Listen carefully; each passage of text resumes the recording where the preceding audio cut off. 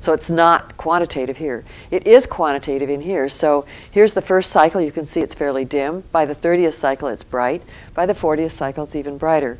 And by measuring the intensity of these posts, and so each one of these curves is one post, you can see they're really very consistent.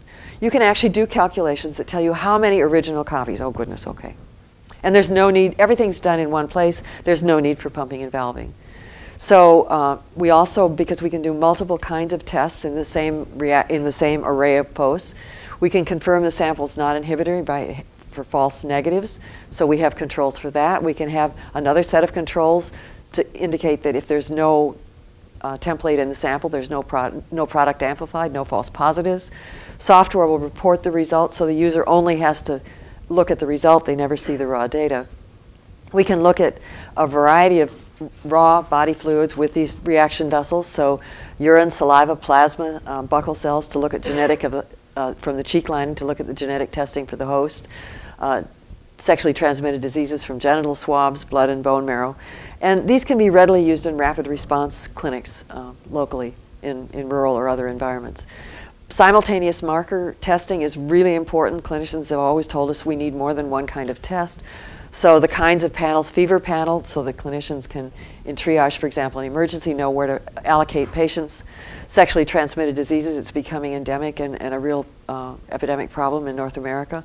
A malaria panel that incorporates drug resistance. Drug metabolism panels to know the dose and the kinds of drugs to use.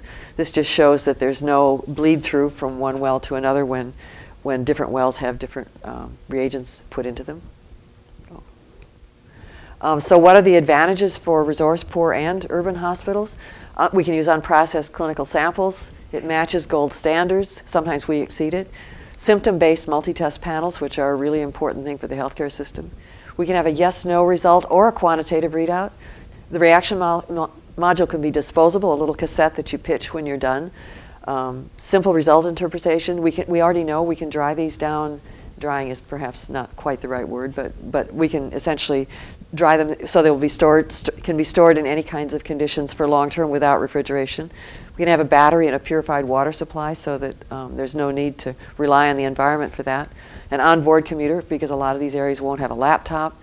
It's probably going to be low cost, high volume manufacturing and definitely affordable one at a time testing.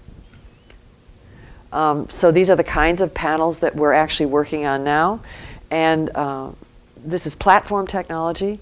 The field of use has been, there are two fields of use licensed to a new company in Edmonton, Aquila Diagnostics, for detection of bloodborne infectious agents and the genetic characteristics of both host and agent, and blood group genotyping. And so we're hoping that they will do really, really well as they establish themselves.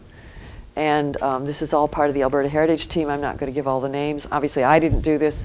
It's a lot of really talented interdisciplinary groups of people that have carried out this work. So thank you.